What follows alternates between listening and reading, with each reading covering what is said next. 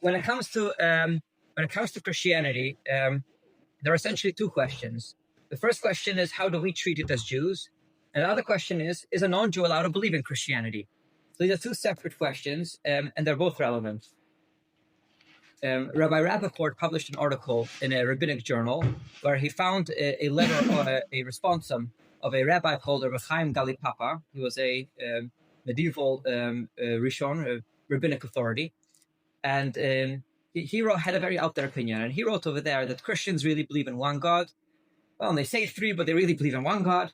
And therefore, it's not idol worship. And Rabbi Rappaport, when he published this, he wrote a footnote on it.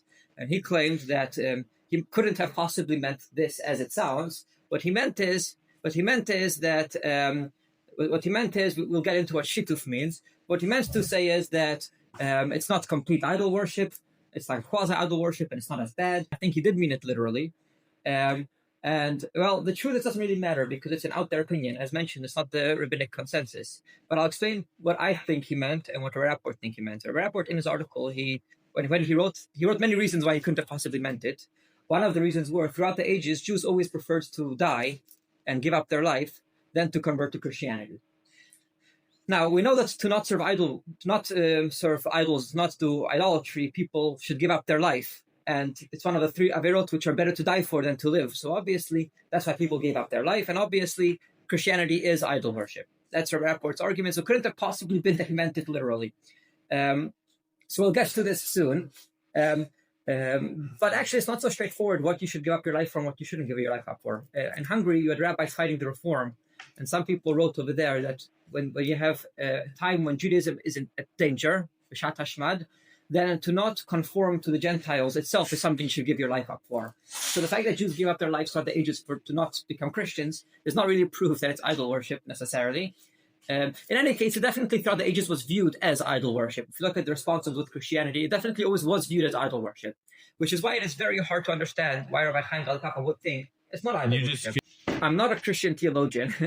I have a friend who grew up not knowing in Hungary. You have a lot of people that grew up not knowing they're Jewish, and they find out they're Jewish, and then they start becoming interested in Judaism. So he grew up a Catholic, my friend, and he grew up in Catholic school. I don't think he grew up religious, but he grew up in a Catholic school, and he grew up studying Catholic theology. And then he became Jewish when he's older. And whenever he sees people who are Jewish speak about Christians and their theology, he always gets very annoyed. Oh, they're making fun of things they don't understand. That's what he says. So to me, some of Christian theology is very strange. I just don't study it. I don't understand it. So I'm not going to mock something I don't understand. The same way I won't mock quantum physics because I don't understand it. In any case, to my understanding, Christian theology believes in the Trinity being a God, but they also believe in one God. Now, he tried explaining it to me. I still don't fully understand this. I'm sure it makes sense to those people who do study it. To me, it doesn't. They believe in one God and simultaneously in three gods. And they won't say that the one God is three. They won't say that three gods is like one God in three parts because God doesn't have parts. So they believe in our one God and absolutely one God, but simultaneously say there's three separate gods or three separate entities, which are all, I guess, the same God. I'm not sure how it works. Now, without understanding exactly what they believe, it's hard to define whether or not it's idol worship. In any case, I'm not saying they're all idiots. I'm just saying I don't understand what they say, so I can't really. Rabbi Amil, he wrote. He was a major rabbi in Tel Aviv. Rabbi Soloveitchik was a young rabbi, who became eventually rabbi in Boston. He was a young rabbi, and Rabbi Amil was an older rabbi, and they were competing for the position of rabbi and to be the chief rabbi of Tel Aviv. Tel Aviv at that time was a very prestigious job to be the rabbi in Tel Aviv. They were both rabbis from Mizrahi, the religious Zionist movement. And Rabbi Amil beat Rabbi Soloveitchik, so he became the rabbi in Tel Aviv. And then Rabbi Soloveitchik went on to America, and he became the rabbi of Yeshiva University, and so on. So Rabbi Amil, he wrote a lot of like philosophical halacha, so the philosophy behind halacha. And he wrote a book, Midot L'Cheker Halacha, where he discusses different philosophies behind halacha. And he discusses that halacha has two components. It has the metziut and it has the din. Metziut is the Hebrew word for reality, which means when I'm saying don't cook meat and milk, there's meat and there's milk. How do you define what meat and milk is? You're not going to start opening a Tosfot and Talmud and start discussing what is meat. No, you'll ask scientists, you'll ask doctors, you'll ask nutritionists, or however you decide what the fact and reality is. And then there is the din. The din is the legal decision. So there you start opening the Jewish legal books. You start deciding what does the law say. So in every law you have the reality and you have the law. You have to decide what the law is for the reality. So if there's a mitzvah to, regarding people who serve idols or idolatry and these kind of things. You have two questions. Is this idolatry? And what does Torah say about idolatry? Now, the rabbis can't get the Torah part wrong because they're the ones that decide what Torah says, right? This legal precedent, which you have to rely on. But what the reality is, rabbis could get wrong, right? So if all the rabbis thought one thing about Christians, they were wrong, or Christianity changes, or different groups, right? So you can't say, well, the rabbi said this about Christians, but they got the fact wrong, right? So that's an important thing. There's mitziyut and then there's din. So Rabbi Chaim Gali Papa, it could be that he would just argue with Tosfot and say that, well, I have a different opinion to you as to what Christians believe. And they will tell Tosfot, well, I think you're misinformed than what Christians actually believe. They actually do believe in one God. So that's one plausible opinion. Now, as mentioned, he's an out there opinion. So I'll go through the rabbinic consensus. And the two major opinions is the Rambam, Maimonides, and the Tosfot. Maimonides believe that they're absolute idol worshippers. And therefore, all the laws regarding people who worship idols should be applied to Christians as opposed to Muslims. There's a response of the Rambam to Ovadia Hager. He was a convert. And his teacher believed that Muslims were idol worshippers because they bow down to a stone or they worship a stone. And then Ovadia Hager said, oh, that's not true. And then his teacher got very upset with him and he insulted him. And he called him an idiot. And then he writes to the Rambam, to Maimonides, saying, I just disagree with my teacher. My teacher called me an idiot. So Maimonides has Maimonides in his response, and he says, oh, is your teacher drunk? He writes something like that. Very funny. And he says that to disrespect the convert is a sin. But if he was right, I would stay quiet. But he's also wrong. So he's disrespecting you and he's wrong. So the Muslims are considered believing in one God. They don't worship idols. But Christians, he believed, they do worship idols. But then Tosfot has an interesting discussion about doing business with non-Jews, referring to Christians. Non-Jews at the time were all Christian. There are different laws which pertain to doing business with non-Jews. So, for example, on the day of a holiday, right, when you have a holiday, you should not a non-Jewish holiday, so not like Hanukkah or Purim, but let's say Christmas or right back in the day you had the Ishtar festivals where people had crazy rituals. And if you'll give them a gift on a holiday, then they'll praise their God or worship their God or serve this very thing to their God. So there's certain laws in the Talmud what we shouldn't do with Christians or with idol worshippers on the day of their holidays. So Tosfot says, how could we do business with Christians on Sundays? Sunday is a day of idol worship because it's the day. And altogether, could you make a non-Jew swear? When they make a swear, what do? They swear in God's name, in the relics, and in many other things.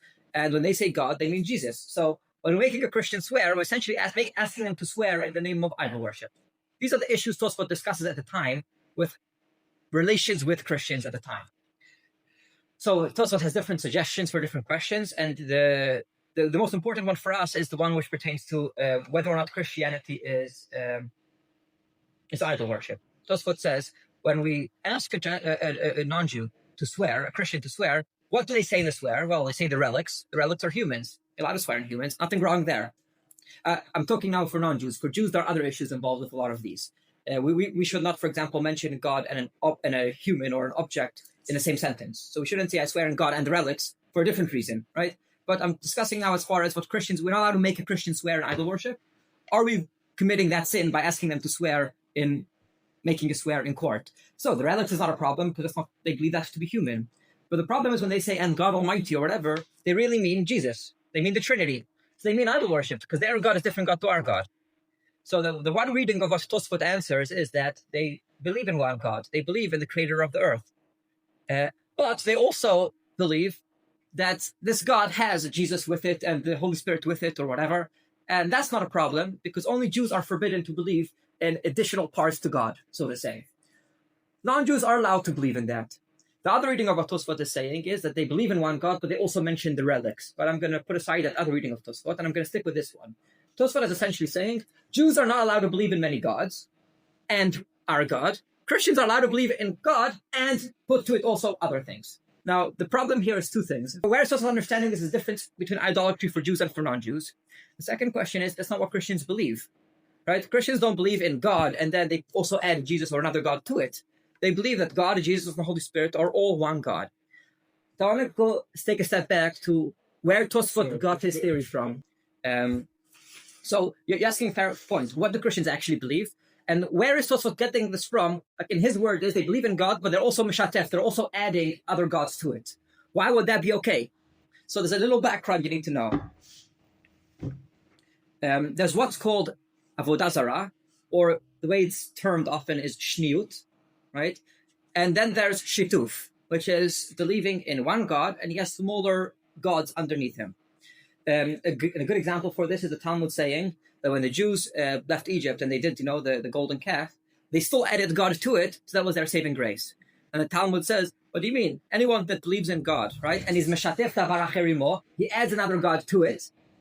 Yeah, that is something that in nekar min haolam, that is something that the Jews deserve to die for. That is something horrible, because you have to believe in only one God. So this is the premise. There's a difference between. So then Talmud answers, no. It's not that they believed in God and another God. It's she'ivul elohut harbeh. They believed in one God, but they wanted many small gods. They wanted many. That's how the Maharsha understands the Gemara. So believing in two gods, that's a problem. But believing in one major God and then a lot of small gods, that might be better. That might be okay.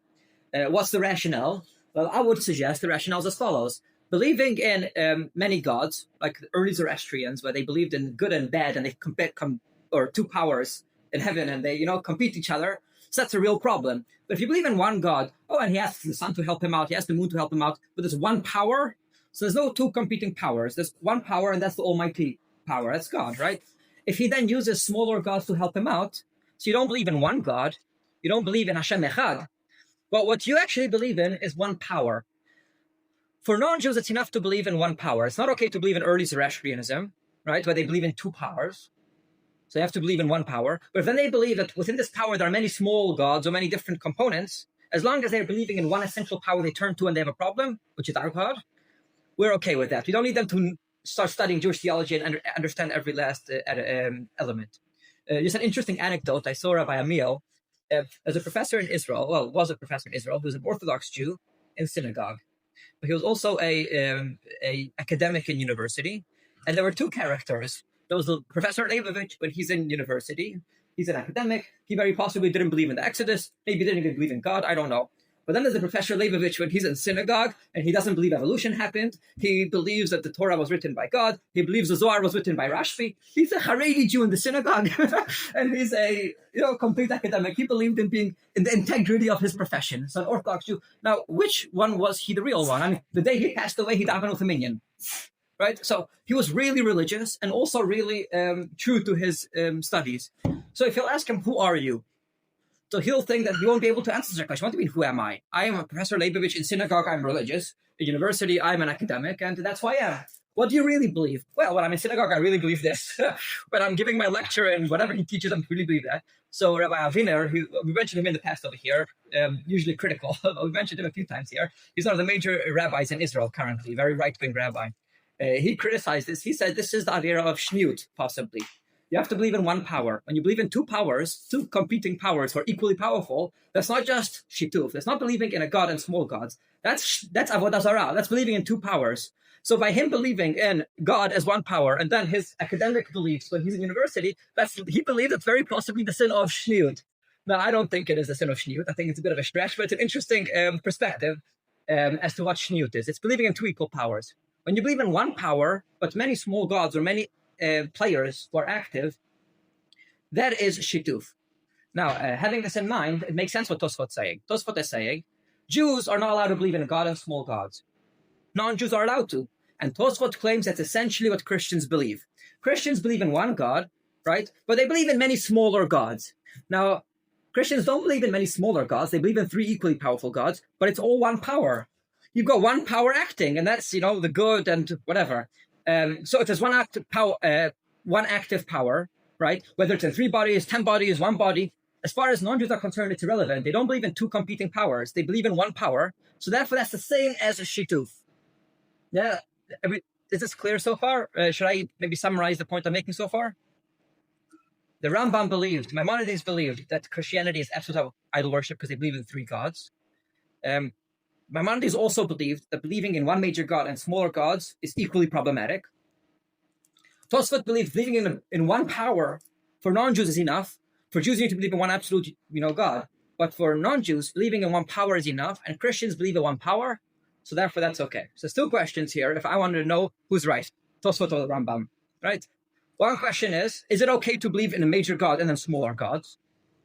Is it enough to only believe in one power for non-Jews? Question number 2, is that what Christians believe? right? So I could find someone who agrees with one statement. It doesn't mean they agree with both, right?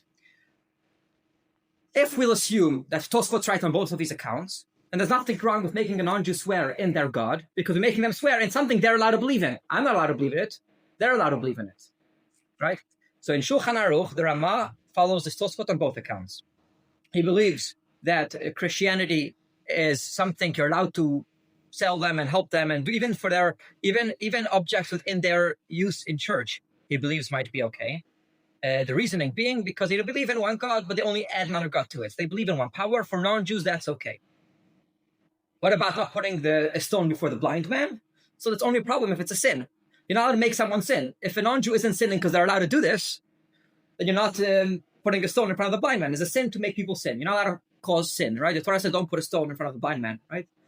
But it's not, if a Christian isn't sinning when they believe in the Trinity, there's nothing wrong with making them believe in the Trinity. Yeah? Following this, supporting their belief, or supporting their belief, or making them swear in God. Following this, the Tzemach Tzedek in Derech Mitzvotecha, where he discussed a lot of theological issues, and many other books commenting on this issue, explained the reasoning why it should be different for Jews and for non-Jews. Non-Jews have in the Ten Commandments, it says don't believe in other gods. That means don't believe in other powers. That's what non-Jews are commanded in. Jews are commanded, Shema Yisrael, Hashem Elokeinu Hashem Echad. Listen, Israel, there's only one God. The two are very different. Not believing in other gods means believe in one power. Don't believe in early Zoroastrianism. Don't believe in two powers. Hashem Echad means God doesn't have parts. There are no smaller gods, right?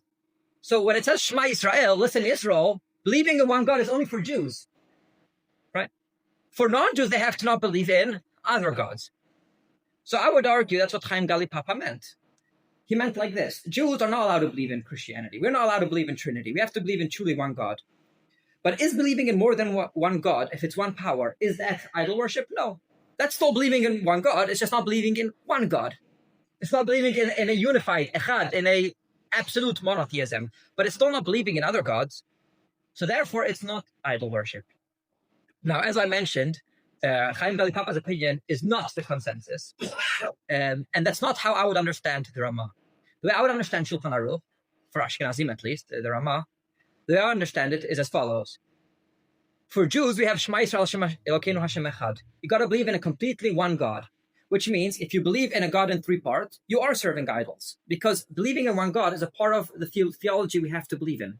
So that the moment a Jew believes in more than one God, he is essentially serving idolatry, or theological idolatry.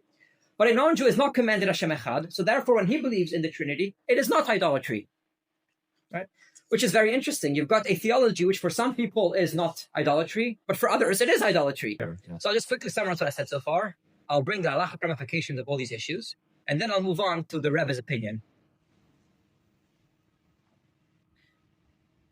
According to some, like the Rambam, believing in God, believing in more than one God or Christianity, where you have more than one power, is absolute idol worship. So that's a complete problem. According to Tosfot, it seems to be that non-Jews, according to at least the Rama's understanding of Tosfot, it seems to be that for a non-Jew to believe in one power is crucial. But to believe in more than one God underneath this one power is not such a problem. If they're equal in power, or if they're slower level gods, is not so much the issue as much as they have to believe in one power. The reason being, Hashem Echad, a monotheistic God, that command which as Hashem is absolutely one, Shema Yisrael, Hashem Elokeinu Hashem Echad, doesn't apply to non-Jews. It's Shema Yisrael. Jews have to believe in an absolutely unified God. Therefore, non-Jews have to believe in a God and no other gods, no other powers, only one God. Following this, you're allowed to make a non-Jew swear in the Trinity because they're allowed to believe in this. What does this mean for us? For us, we have to believe in absolute unified God. Therefore, for us, it is idolatry to believe in more than one God, even if it's one power. Why is this relevant to halacha? Well, are you allowed to go to a mosque? Are you allowed to go to a church? No. You're not allowed to go to any non-Orthodox establishment, which means you're not allowed to go to a mosque, you're not allowed to go to a reform shul, you're not allowed to go to a church, right? But if it is halachic, you have to stay away from heresy. But if something's essential, very crucial, very important, then you're allowed to go to a house of heresy, but you're still not allowed to derive benefit from idol worship. So if Christians worship idols in their church, even for Jews, even if they're allowed to, if for us this is considered idol worship, we're still not allowed to go there, as opposed to, let's say, a mosque or a reform show, where you're still not allowed to go, but if there's a very great need, you're allowed to. So this is why it's important whether or not they worship idols. So just because we explain that non-Jews are allowed to believe in this and allowed to make them swear, it doesn't mean we're allowed to attend, because it's still idol worship, and it's still something we're allowed to do, and which is also why we would have to give up our life to not become Christians, because it is idol worship. It is idolatry. The Rebbe, on many issues, didn't seem very conclusive. So, for example, is it enough for non-Jews to believe in one power, or do they have to believe in an absolute one God? So it's a dispute between the Rambam and Tosfot. And Ashkenazi rabbis have followed the Tosfot. However, some people read the Tosfot differently, right? And not like the Ramah did. So the Rebbe, when he would discuss this, he would quote the Tzemach Tzedek, which I mentioned earlier, who was one of the Chabad rabbis. And then he would write, however, I saw in this book, he writes something differently. And therefore, he'd finish off with V'tzarich Iyun. And this requires further research. And now, when someone says this requires further research, it doesn't actually require further research. It's a statement of ambiguity, right? Will remain ambiguous. Sometimes the Rebbe would tell people to not cooperate with Christian things or things like that, because it is idol worship. Now, it could be he meant idol worship for Jews and not for non-Jews. However, there's one place he's discussing Christians and Muslims, where he says Muslims believe in one God. However, Christians don't, right? But Ma'aseh Avoteihem B'Yedeihem. Now, I'm not sure what the Rebbe meant. In the Talmud, where it says Ma'aseh Avoteihem B'Yedeihem, it's saying it about doing business with non-Jews on a holiday of theirs, right?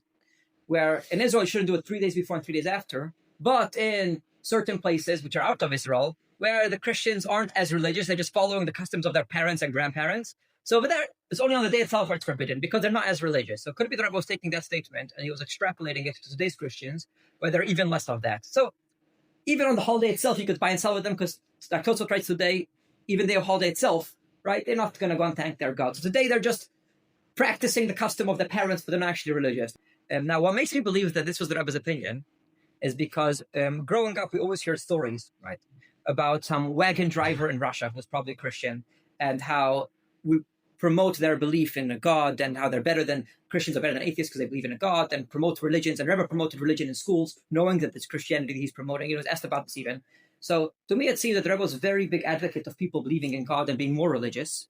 And as I mentioned, you have stories of Baal Shem Tov and of different Hasidic Rebbeim, promoting wagon drivers who were Christians and things like that. So to me, it seems like even if the Rebbe were to say, yes, maybe it's Christianity, is Avodah Zarah, as a theology, maybe he'd accept the Rambam, maybe he'd accept Maimonides' position that you have to believe in one unified God, but he viewed practically Christians today as people who believed to some degree in one God, and what their theology says is less important because they believe in one God and they act accordingly. And therefore, the fact that their theology is different and they celebrate Christmas is because, well, culturally, it's what they do. So they've been misappropriated the Talmudic phrase or extended it beyond its Talmudic meaning, almost to the degree of saying that they're like a tinok shenishta, like, oh yeah, well, the parents and grandparents, but, what they do now is really believe in one God. So that's what I believe the Rebbe's opinion was. So it's ambiguity. He's not deciding who's right, Tosfot or Rambam, but he's saying even if the Rambam is right, it's not, the Christians are not, Talmudic idol worshippers. They're people who believe in God, in a power, don't really study theology, and they just follow the customs of their parents.